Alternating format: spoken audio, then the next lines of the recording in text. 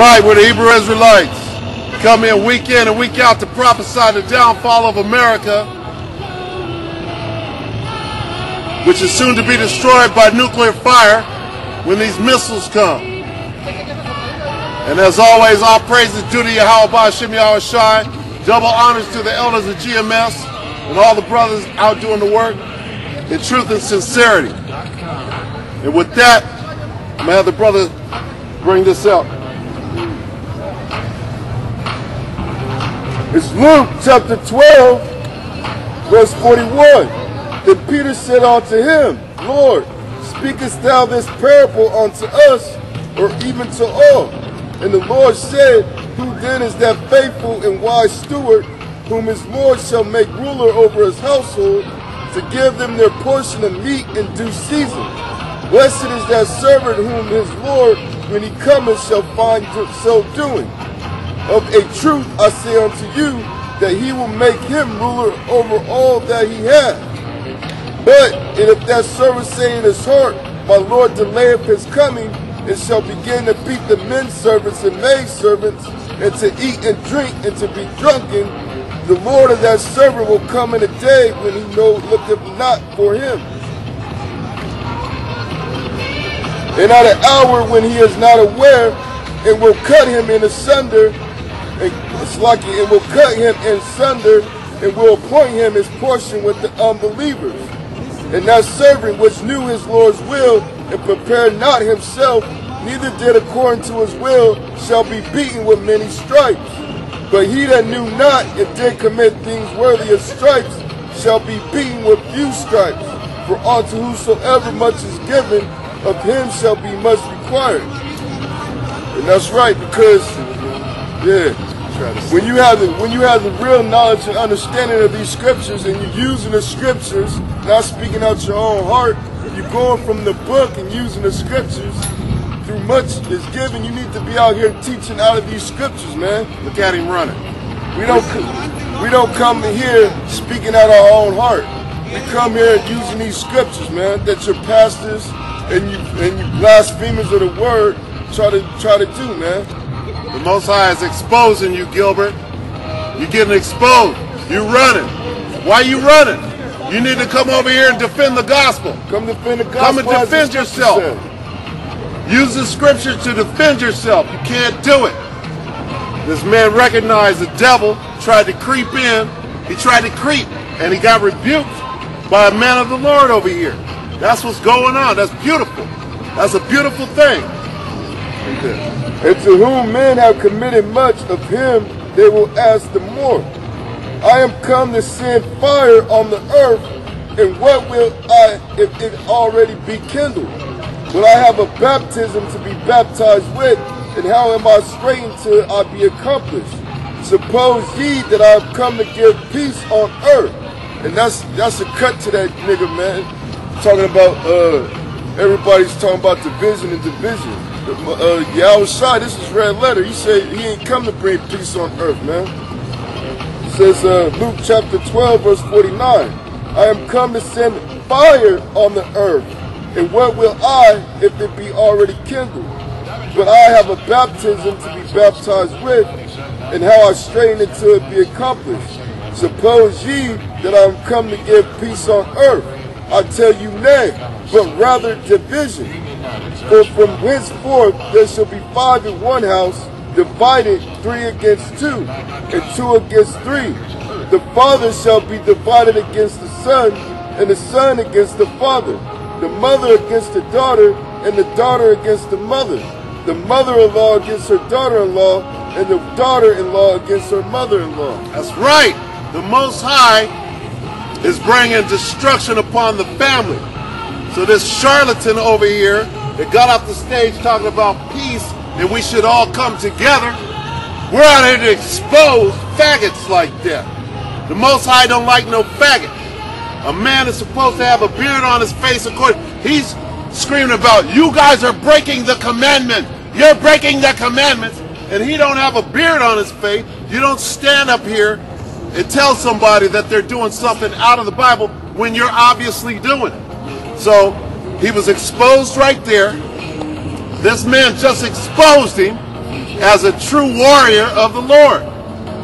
This devil done tried to creep back in after I was over here trying to show the Spirit of the Most High was ministering unto this man, had nothing to do with me. And he was able to discern the truth from a damn devil. That man is an Israelite as well. He's one of our people, but he's one of the wicked of our people. When Moses leads the children of Israel, the people on his side, into the desert, he goes up on the mountain, he comes down, and half of the Israelites were building a golden calf. Well, this guy, who's up here preaching lies, was one of those people that was building the golden calf. Because we were all out there. If you're an Israelite, you were out there in the desert of Sinai. You're one of those people, and you're back here today. And those that were building the golden calf are building a golden calf right now, meaning worshiping other gods. That's what he's doing. Who is he worshiping? He's worshiping this man. He comes up with this Roman Catholic bullshit about this guy. He's representing this guy. He's our people. He's an Israelite. I know the man. He's wicked. He's going to go with what his slave master taught him to preach. It's Matthew chapter 5, verse 17. Think not that I come to destroy the law or the prophets. I am not come to destroy, but to fulfill. For verily I say unto you, till heaven and earth pass, one jot or one tittle shall in no wise pass from the law, till all be fulfilled. That's right. So anybody talking about, oh, well, you guys are preaching the New Testament, or you're preaching the Old Testament. The Bible is one book. You don't divide it up. The law is still in effect. You're supposed to be striving to the best of your ability to fulfill all laws like Jesus Christ was doing. Hebrews chapter 10, verse 7. Then said I, lo, I come, in the volume of the book it is written of me to do thy will, O power. The volume of the book means the whole book. You don't split it into one and say, well, I only read the Old Testament, or I only read the New Testament, or you're talking about the other. And it doesn't mean the same. It's something changed. God does not change. The Most High is the same yesterday, today, and forever. He didn't change. He made a new covenant, which is what the word testament means. The word testament means covenant. Who did he make the old covenant with? He made the old covenant with the children of Israel. Who did he make the new covenant with? He made the new covenant with the children of Israel. He didn't change. He didn't suddenly say, well, all people can be saved. Never was that. That's a lie. Okay? Yeah, he brought in the Gentiles, but what does the word Gentile mean? Is the word Gentile a race of people? No. The Jews are a race of people. The word Gentile means stranger. So can a Jew be a Gentile? Can a Jew be a stranger? Yes, he can. If you don't know, if you're a Mexican and you don't know you're one of the 12 tribes of Israel, you're a Gentile, but you're still an Israelite. You're both of those things. Because the word Gentile means stranger. It means you don't know that you're an Israelite. Okay? Now, if you're a Japanese, you're a Gentile because you're not one of these people. If you're one of these people and you're not being one of these people, you're a Gentile too. So the Gentiles that can be saved are only these people. And we're out waking these people up. And they're no longer Gentiles. They know that they're of the nation of Israel. And those are the only people that can be saved. Who are Jesus' people? He shall save his people. Who are his people? Israelites. Go back. I'm going to do a precept. This is Matthew chapter 13, verse 52. Then said he unto them, therefore every scribe which is instructed unto the kingdom of heaven is like unto a man that is the householder, which bringeth forth out of his treasure things new and old. That's right. That means You use all of the Bible. You don't just use the Old Testament, or you don't just use the New Testament and bring them against each other. First of all, this devil, the so-called white man, took part of the Bible out.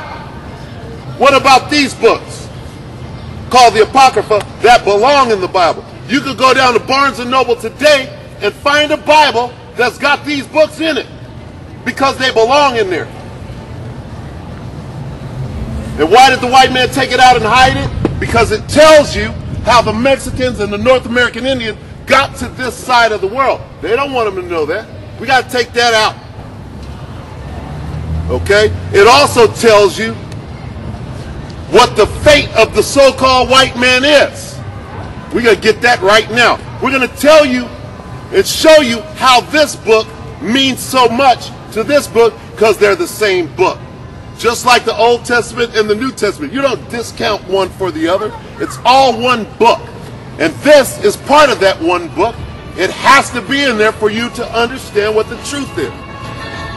Here's a Bible right here. The Holy Bible, 1611 edition. It's got this that's taken out, is in there. I could read this out of this Bible. So this is the Bible you should have. You shouldn't have to pick up another book because somebody took part of it out. What about that? And who did that and when? It was taken out in 1825. That was a short while ago. Oh, that's not part of the canon. Yes, it is. The Council of Nicaea was in 325. Okay? That's when they put the canon together. All right? So I can read what I need to read out of here if it wasn't so damn small and I had my glasses on. Give me Genesis 25 and 25. I'm going to show you why they took part of the Bible out. Okay? I'm going to show you so that you know you need the other part. This is Genesis chapter 25, verse 25. And the first came out red all over like a hairy garment, and they called his name Esau. All right, we told you, I had a discussion with this brother earlier, and we identified who Esau is. Esau is the progenitor of the so-called white man. Read the next verse, please. And after that came his brother out, and his hand took hold on Esau's heel. Stop right there. We got Jacob and Esau. Jacob and Esau. Okay? Read Esau again, 25 and 25. Genesis chapter 25, verse 25. And the first came out red all over like a hairy garment, and they called his name Esau. Okay, we got one brother, Esau. Now read the next verse. And after that came his brother out, and his hand took hold on Esau's heel. And his hand took hold on Esau's heel. What does that mean? Read on. And his name was called Jacob. Jacob took hold on Esau's heel. What does that mean? Well, the only way you can prove what it means is if you go to the Apocrypha. Now we're going to go to the Apocrypha and we're going to tell you what it means. Read.